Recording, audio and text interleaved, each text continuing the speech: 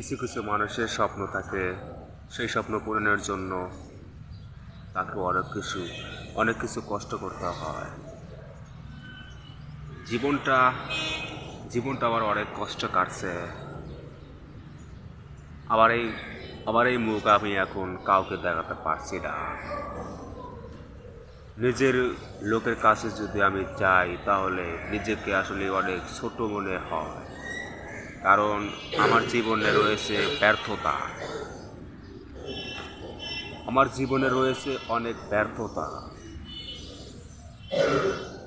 আমার পরিচিত লোকের সাথে যদি আমি দেখা করতে চাই, তাদের সামনে যদি যাই, তাদের চোখের সামনে একটাই কথা ভেসে ওঠে যে আমার ব্যর্থতা, আমার জীবনে কি ব্যর্থতা।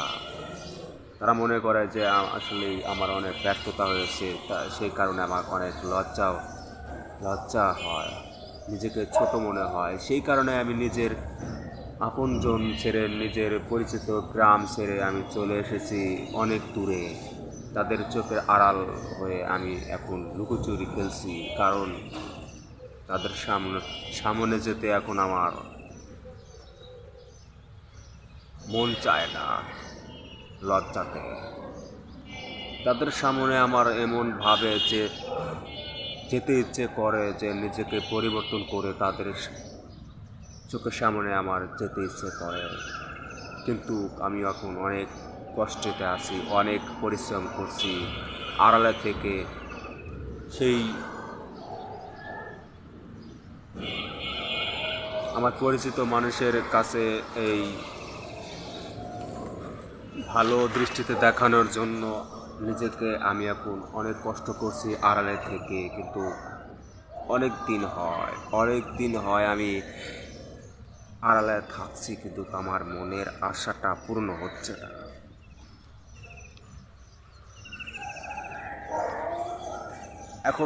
আমি এখন যেখানে আছি তাদেরও চোখের সামনে এখানকার লোকদের কাছে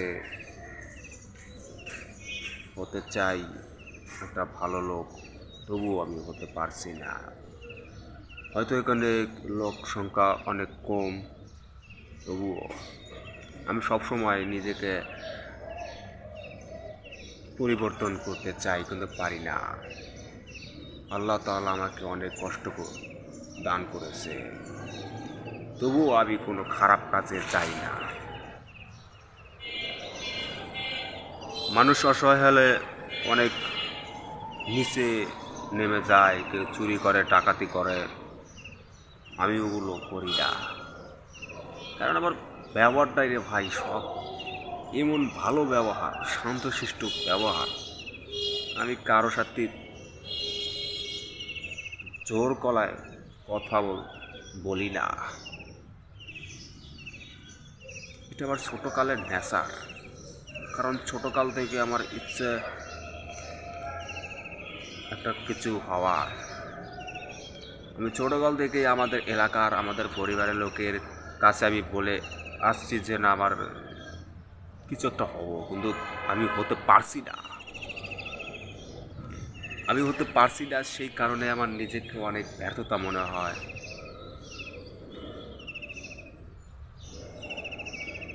এখন আমার জীবনটা অনেক অনেক অনেক কষ্টে কাটছে।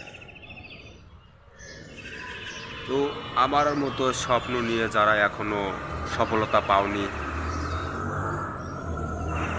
হবে, ধৈর্য ধরো, একদিন হবে, সব কিছু পরিবর্তন হবে,